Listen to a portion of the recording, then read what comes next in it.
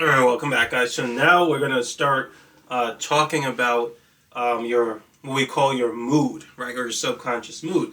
So that's obviously a word that you use all the time, right?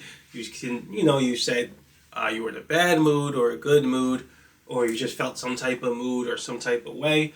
We're now going to talk about what that is and what's actually going on with that on a subconscious level, or in terms of subconscious energy mechanics, right? So I actually just call it a subconscious mood, but same thing. So, so where does your mood actually come from? What's actually happening when you have a mood? Well, just go over this first point. It says passive memory creates an ambient compulsion that we colloquially refer to as your mood. So mood, like I said before, is actually is a phenomenon that results from passive memory. So like I said, when you actually focus on some particular subject, right, your subconscious switches to an active state, and then it compels you more strongly. But when you stop focusing on a subject and you focus on other things, that energy is still there. It doesn't just go away or disappear or have no effect on you. So that energy is going to constantly have a sort of compulsion, or it's going to compel you in a way related to the association stored in that subconscious memory. It's going to compel you in that way the entire time, right? It doesn't stop, right? So it's just going to keep compelling you all throughout the day, regardless of what you're focusing on. So that's why I say it creates like an ambient feeling, right? Or an ambient compulsion. And that compulsion contains the same information all compulsions have. So it's going to have a compulsion. It's going to have information related to how the emotion you feel, right? So we normally think of your mood as something related to your emotion, right? But it's not just your emotion, right? Moods affect your emotion, your beliefs, right? It can even affect the degree or ability to control your body, which is transcendental control, and it can affect your creativity, which we gave an example of that before. So let's talk about mood. So let's say your dancing is actually generally a form of Well, you can dance without using transcendental control, but dancing is generally a form of transcendental control when it's done well, right? So when it's any form of transcendental performance. So you can be in a dancing mood, right? And when you're in a dancing mood, you could generally perform at a transcendental level if you dance. So you'll feel the ambient urge to move your body in a certain way, right? So mood includes everything that we attributed to compulsions, not just your emotions. But, a lot of what we'll talk about will still be in the form of emotions. We talk about a lot of the other stuff in chapter 13. Okay, so now I actually want to talk about how your mood affects your subconscious charge, right? So we've basically been saying that when a subconscious memory switches to an active state, there are two things that can happen, right? So either your subconscious memory can become more negative, in which case your transcendental mental abilities become more suppressed, right, less charged, or they become more positives, so they express themselves more powerfully, right, so with your subconscious charges. But that dynamic, right, it only works if I'm focused on the subject associated with the subconscious memory. So how does it work when I'm not focused on the subject of the subconscious memory, right? Is it still possible to charge subconscious energy, or does it have that energy have any effect on the charging process? Well, it actually does. Now, you can't charge something. You can't necessarily. There's a very technical definition which you can probably say you could, but we'll talk more about that later, probably in the next video. But for the most part, it's precise enough to say, or accurate enough to say that no, you can't charge a subconscious relative to some particular subject or activity. You can't charge it while that memory's in a passive state.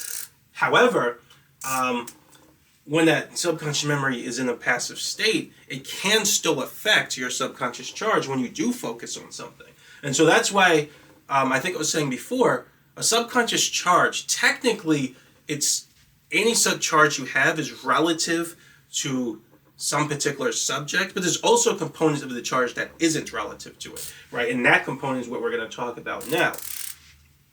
So to understand how passive memory, or put another way, to understand how your mood affects your subconscious charge, just think about the times in your life where you were in a really good mood or in a really bad mood, right?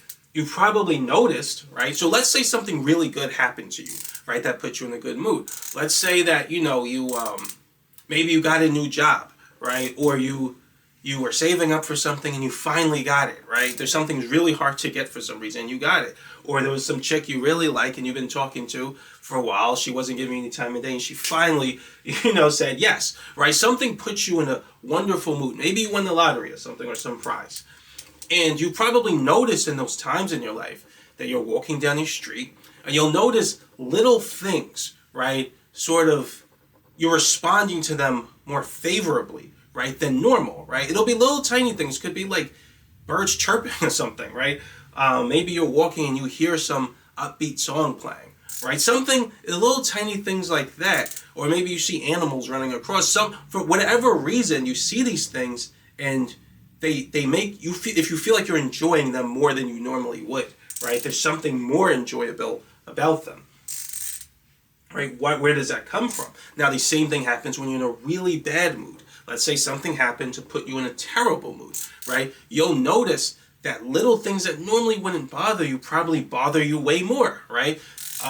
When you're really angry, some little tiny thing will just kind of tick you off and push you over the edge, right? Why did it make you so mad when that little tiny thing normally doesn't bother you? It's because of the way your subconscious charges as a result of your mood, right? So just to say it here, the second point, subconscious actions piggyback off your mood. This means enhancing your charging capability. So this is really important. So what that basically means, remember how we said the subconscious charges all together, right? So the subconscious charges, whenever your subconscious expresses some subconscious action, right? Whether it be emotion, imagination, belief, well, I should say emotion, altered perception, which could be imagination or belief, or controlling your body, or creativity, right? So let's say it's your subconscious expresses any one of those subconscious actions, right? Well, there's some energy that it produces as a result, and that energy sticks around. So when your mind goes back into a ground state, or your conscious mind enters a normal state of awareness, right?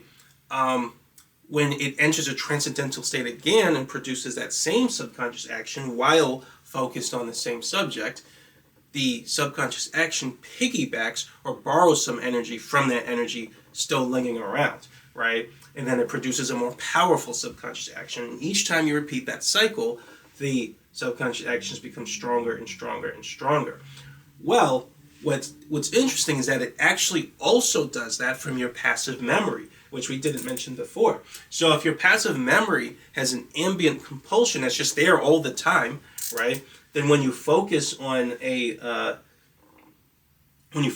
something, right, and you enter a transcendental state and you express a subconscious action, it'll also piggyback off your mood, right? And so that's why when you're in a really positive mood, right, little things you'll respond to them more positively. It's like you can charge energy off them faster and more intensely than you normally would. And that's because your mood is helping you to do that, right?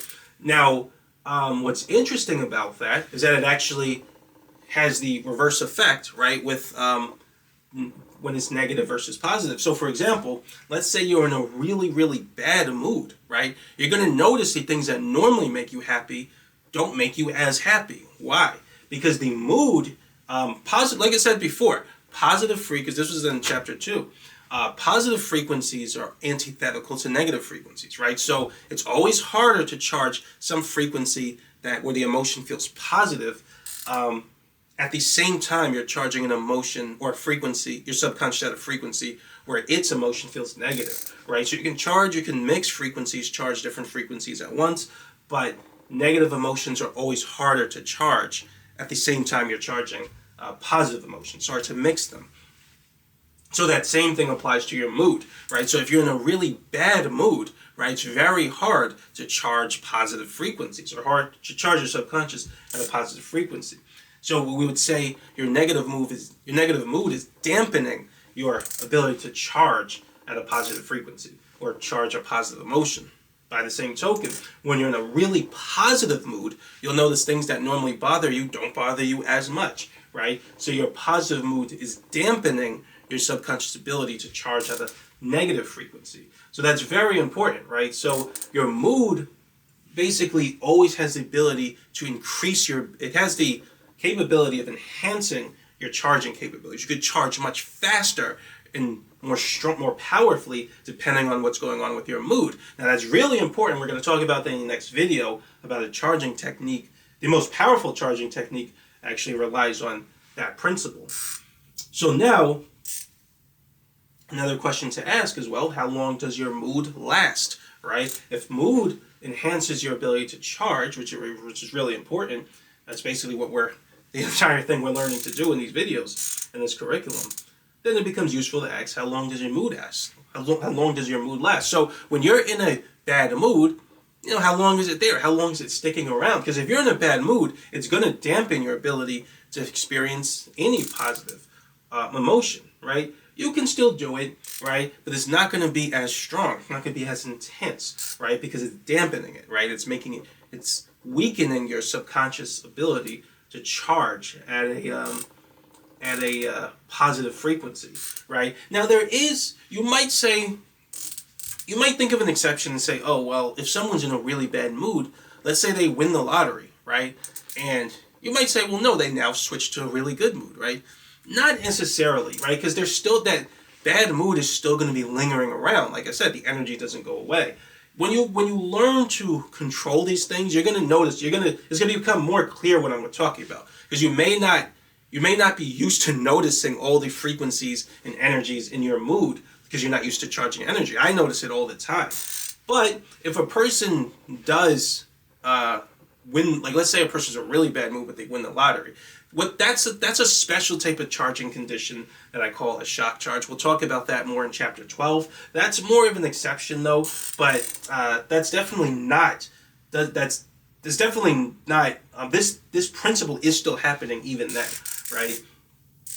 That's just one condition where you can probably get away with charging some positive frequency a little more, but it's definitely not the same as when you charge the subconscious and there's no negative energy in your mood, right? And you'll notice that later. There's no negative charge in your mood. But still, how long, going back to this question, I felt like I had to give clarification for that. But going back to this question, how long does a mood last? Well, it depends on different factors, right? So, let's say you're, and I think I put this example in the book, let's say you're driving down the road, somebody cuts you off and you get angry, right? So you're charging a negative emotion or a negative frequency, right?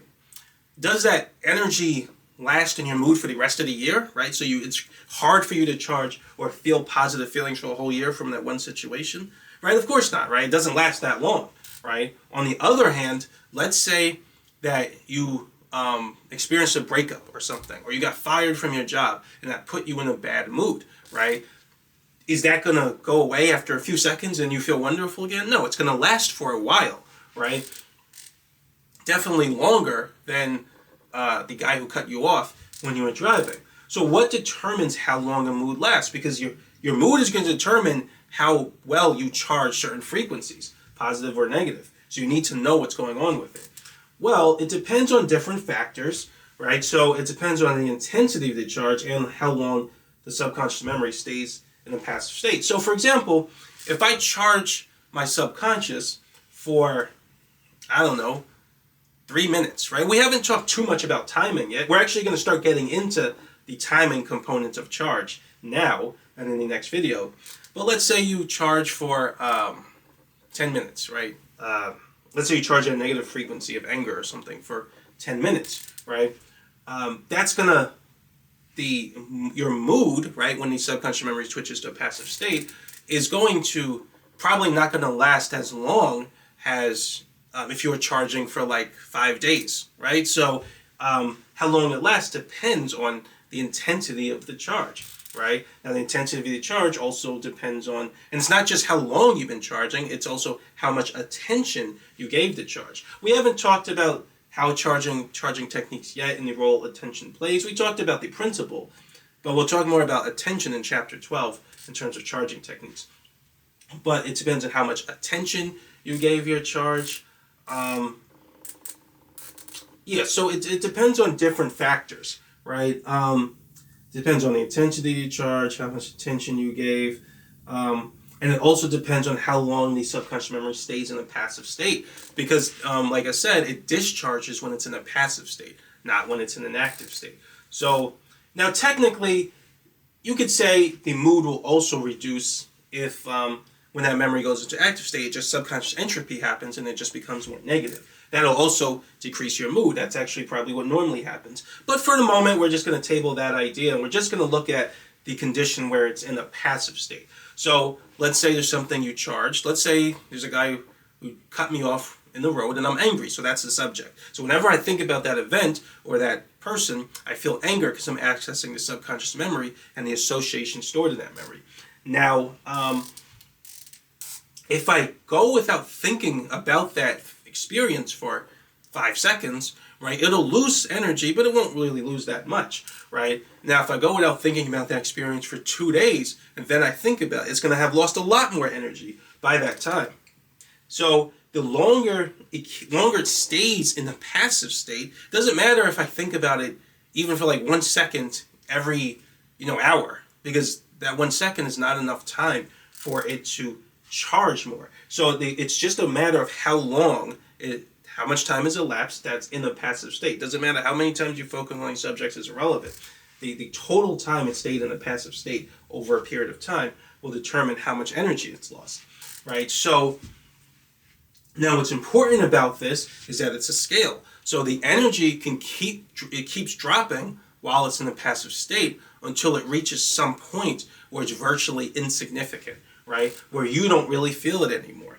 And so, so there are different factors that determine how long your mood lasts. One thing I should also say is that if passive memory, like we said, its effect on your subconscious and the experience of the conscious mind is always weaker than its effect in an active state. So clearly it has to be very strong, even though it's always strong in an active state. It probably isn't going to even affect you if it's in a passive state if it wasn't that strong to begin with. Now, if it was really intense, it's probably still going to affect you even in a passive state.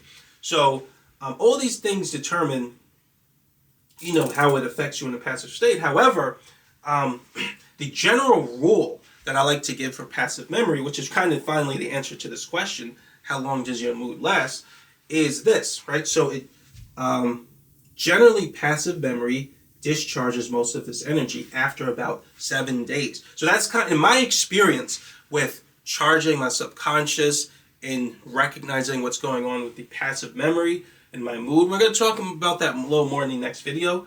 But recognizing what's going on with my mood and using it to boost my charge and all of that, everything I've noticed in all my experience, right, I've kind of come down to that magic number of 7 days, right? So what that means is, let's say I charge something, I charge my emotion relative to some subject, right, for at some super high level of intensity, right? It's going to impact my mood. Whenever I take my mind off that thing I was charging for, it'll impact my mood. I'll still feel it. You notice this, for example, let's say you listen to some type of song, right? And this song emotionally stimulated you like crazy, right? You'll notice the moment you take your mind off that song and focus on other things, even though you don't feel that the exact same emotion you felt when listening to the song as intensely, you'll notice your mood. You still feel it in your mood, right? It's an ambient feeling that just kind of lingers around, right? So that's your mood. But the longer you go, now normally subconscious entropy just happens, but let's say for some reason you just didn't listen to the song, you didn't have time or whatever, and you focus on other things. You're going to notice that mood, that feeling in your mood goes away more and more, and it gets weaker over time until, and what I've noticed is that it always takes, and this is, by the way, this is no matter how intense the charge is, right? At least from my experience, right? And I haven't gone to the highest levels of intensity, so maybe that's not true at those levels, I don't know. But this is just a very general rule, right? A general principle, I won't even call it a rule. No matter how intense the charge is, if you stop thinking about something generally, if it stays in the passive state, it takes about 6-7 days to reach a state where you basically don't feel in your mood almost at all anymore, and it's no longer really dampening any charge that you're doing or boosting it, right? So it could be different. This is for me. It could be different for different people. Maybe it's 8 days for some people, 6 days for others. But generally, a rule of thumb, right, that I've come to work by is 7 days. Now, to be fair, I can still feel it a little bit after that time, but it's just not significant, right? It's not useful for the boosting or dampening effect that I'm interested in, which again, we're going to talk more about in the next video. And so, I'm trying to think, I think there's one other thing I want to talk about. Oh, yes, okay, so, yeah, let me actually go over this. There is one other thing I want to talk about, so let me go over this thing first. So, just to go over this last point, passive memory, because of this phenomenon, passive memory experiences a form of aging, right? So, basically, it gets older. Passive memory gets old. As it gets old, it loses its energy. Now that doesn't happen with active memory, right? Based on the way we set up our terminology and these ideas, right? Active memory is always either becoming more positive or more negative. It doesn't age, it doesn't nothing, right? Passive memory, so we're just talking about subconscious memory associated with something that you're not focused, some subject you're not focused on, right? So you're not even thinking about it. Any subject that has a subconscious memory in your subconscious mind that you're not thinking about in the moment is always getting older. It's aging, right? And what that means is basically it's losing energy. And so experiences a phenomenon that I call aging out, right? So every passive memory ages out after 7 days, right? What aging out means is that it's lost so much energy that it's no longer impacting your mood in a significant way. So you don't feel an ambient compulsion from that memory. You don't feel an ambient urge to do anything. It's just you don't feel anything from it. You won't notice it on a conscious level. So like the song, if the song put me in a bad mood or if it put me in a good mood, right? If I stop thinking about the song, ignoring subconscious entropy, but if I stop thinking about the song, then it won't impact my mood after about 7 days. It might impact my mood for the first few minutes after not thinking about the song, in which case I'll really notice it and still feel it in my mood. If I stop thinking about it for 2 or 3 days, I'll notice it significantly less, but it might still be in my mood depending on how intense the charge is. If it was a little bit intense, it'll be out of my mood or age out. It could age out after a day or even an hour, right? So it depends on the intensity of the initial charge. But if it was really intense, right, then by day 5, it'll almost be gone if it stayed in a passive state. So if I didn't think about it that much for 5 days, doesn't matter how many times really I thought about it, it just matters how much time it was in a passive state for 5 days. So if it was in a passive state for most of the 5 days, then I've lost a lot of energy. And then by day 7, it's basically all gone. It's not dampening or boosting my mood anymore. I don't even notice it, right? So that's very important. So one other thing I wanted to talk about, I think I probably even should have mentioned it last video, but I'll say it this video, is people, this actually phenomenon is why some people, if you look at some people, right, you'll notice that when people experience a traumatic event, very traumatic event, you'll notice that some people, they kind of get over that event. You know, they're traumatized by it, but they'll get over it after a certain amount of time. You know, it could be a week, could be 2 weeks. They just don't, when they play the event over in their mind over and over, and it really bothers them initially, right? So when the event is new, right? There's no negative memory that's developed for it, and it has a lot of positive memory, and that positive memory is associated with a negative frequency. So they feel a lot of negative emotion when they think about this event, so it's traumatized. But there are two, like I said before, there are 2 things that can happen when subconscious memory is in an active state. You'll notice some people, you know, experience a traumatic event, and it's hard for them to think about it, but over time they just heal, right? They can think about it without feeling all those negative feelings, and then they're able to move on with their life. What's happening is, you know, on top of thinking about things in a conscious way to sort of cope with the situation, that also has to do with what's going on with the positive memory, but also even if they do keep thinking about it negatively, subconscious entropy still kicks in. So subconscious entropy is very helpful with negative frequencies. So they keep playing the event on their mind over and over, and they feel bad, but subconscious entropy helps them to get over it. So eventually they could sort of heal from the experience. They could think about it without feeling all those negative emotions, then they move on. Some other people, right, when they think about the traumatic event, they'll feel traumatized for it for a very long time. They may even have a phobia related to it. Why does this happen? Well, it happens because that active memory is becoming more positive. So they're doing something with their intentions, right, which we talk about the techniques in chapter 11, but they're doing something with their intentions that's making the negative memory become more positive, right? So it's not being overpowered. Excuse me, I don't know if I said it. It's making a positive memory become more positive, right? So it's not being overpowered by the negative memory, right? And so the positive memory is actually overpowering the negative memory, right? And so they feel more anxiety, more negative emotions. And the thing about anxiety that's interesting is, like we said, the body helps you to charge anxiety. So anxiety is not like other emotions when your mind has to do all the work to charge it.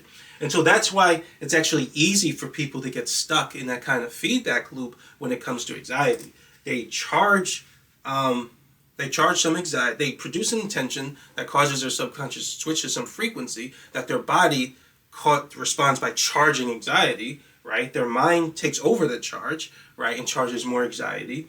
So the subconscious memory becomes more positive, right? And as they and then when they stop thinking about it, let's say they finally take their mind off of this thing bothering them, well, that subconscious memory is still in a passive state, right? It goes to a passive state, it still has energy, and what is it doing? It's affecting your mood, right? So it's affecting your mood, and it's making you feel anxious even when you're not thinking about the thing that's associated with with the subject that carries the charge that has the anxious frequency in it, right? So when you feel that mood of anxiousness, right, you may be walking around, and then at some point you might just give in to that urge to think an anxious thought. And so you think the anxious thing, or you focus on the subject that's carrying that urge, which is a traumatic event in this case, right? What happens? You think about it, you produce that thought, so the subconscious memory switches to an active state. You feel anxiety more powerfully, right? And your body still responds, like we said, by charging and boosting your ability to charge more anxiety. And so the subconscious charge or the subconscious memory becomes more positive. And then it's basically just an endless feedback loop, right? And that's why some people, when they have a traumatic event, they just kind of stay in it and they can't get out because they keep producing intentions in a way that charges or makes the subconscious memory more and more positive. When it's in the active state, the entropy doesn't fully prevent the positivity from happening. And so you actually see exactly what I said before, right? If subconscious entropy doesn't do its job, a person gets stuck in a loop where the compulsion is endless. It just doesn't stop. And you actually see that with primal emotions, because primal emotions are boosted by the body. So they have the ability to fight subconscious entropy a little bit, even when people are very sexually excited, right? What ends up happening is the subconscious memory associated with girls or wherever you're attracted to, associated with what you're attracted to, it switches to an active state, and you feel a compulsion to think in a very sexual way, right? And then when you keep doing that, it charges and impacts your mood, right? So when you stop thinking about it, it switches to a passive state. It's still an ambient compulsion to do it anyway, which you're going to feel all the time, depending on how intense the charge is. And so if it's intense enough, you might just give in to the urge or the compulsion to think about something sexual again. When you do, like I said, the subconscious memory switches to an active state. Your body tries to charge it even more, and then the compulsion gets stronger, and it's an endless feedback loop. So some people notice that when some people notice phenomenon of getting stuck in this charging loop, right? Because subconscious entropy isn't working as well, right? When it comes to anxiety or when it comes to sexuality, it can also happen when it comes to the danger frequency, right? So people who have a gambling compulsion, or really it's most of entertainment, right? Most of the forms of entertainment that we engage in all pretty much try to get you to charge the danger frequency. So that's why a lot of us are kind of stuck in a loop where we need to be entertained by something, but we're being entertained primarily through the danger frequency. That one's probably, you don't even notice as much because we're all so surrounded by things that entertain us, and it's so embedded and incorporated in our life. It doesn't really have the opportunity to sort of disrupt our behavior, right? Because it's so basic to our behavior. However, I would even still say it could become more intense. So people that actually have a gambling addiction, right? That actually comes from a really intense charge of the danger frequency. It's basically a really intense feedback loop that has reached really intense levels. And something I didn't mention before was people who believe in conspiracy theories, right? People don't realize that conspiracy theories are actually a reflection of the danger frequency. They're a form of gambling, in other words, right? So, I mean, I could explain it, but, I'd say you could probably figure it out. If you just go through everything I said, the way I described everything, you can kind of see it yourself, that when people believe in conspiracy theories, and there's always, what they're basically doing, it's a form of gambling with information, right? They always think they're right around the corner from this piece of information that's going to unlock all this truth that they believe is there, but is hidden, right? It is always sort of hidden in some clandestine way, right? Which is sort of shielded or the masses are prevented from accessing it. And you're always one step away from unlocking the sort of treasure chest that's holding all that information. Now you can expose it for all the world to know. It's actually a form of gambling, right? It's information gambling, right? That's why some people who get into conspiracy theories, it almost seems like they're addicted to it, right? That it's because there is. It's the same compulsion that's responsible for gambling, right? It's the same compulsion that's responsible for sort of people who engage in thrill seeking and things like that. It comes from the danger frequency. And you can get addicted to it or stuck in a feedback loop with it. People who, and I haven't researched this too much. I think this is true, but you have to fact check me. I mainly got the idea for watching Punisher, but people who come back from war, I've watched other things that kind of said the same thing though, but I was reminded of it from watching Punisher, which was amazing, by the way. But anyway, people who are used to fighting, or not just people in war, but people, boxers too. Boxers, Stone Cold was talking about it with wrestling. People who come back from war, sometimes they're used to the thrill of combat, right? Some form of combat or some form of competing, they're used to the thrill of it, right? Because it stimulates the danger frequency, the feeling of risk, the exhilaration of risk, right? Of the chance of risk or reward versus failure. And when they have to retire or go away from these situations, it's very hard for them to do that because they're so used to this feeling, right? So I think I went off on a little bit of a tangent there, but just to say that phenomenon, right, where some people have trouble overcoming certain events, especially ones related to primal emotions. Some people do it, but some people don't. They stay in those states for, not forever, but they stay in those states for a very long time, sometimes months, maybe even sometimes years, right? It's because of this phenomenon, right? When the subconscious memory that carries a charge goes to a passive state, it is still affecting them. And it doesn't have to happen if it's a primal emotion. But I was just giving an example. If it's a primal emotion, right? The subconscious entropy, the phenomenon of subconscious entropy doesn't kick in as strongly because the body's almost actively working against it. So it can still happen, but it always depends on what the conscious mind chooses. There's no rule to it, right? So yeah, that's pretty much it for your subconscious mood.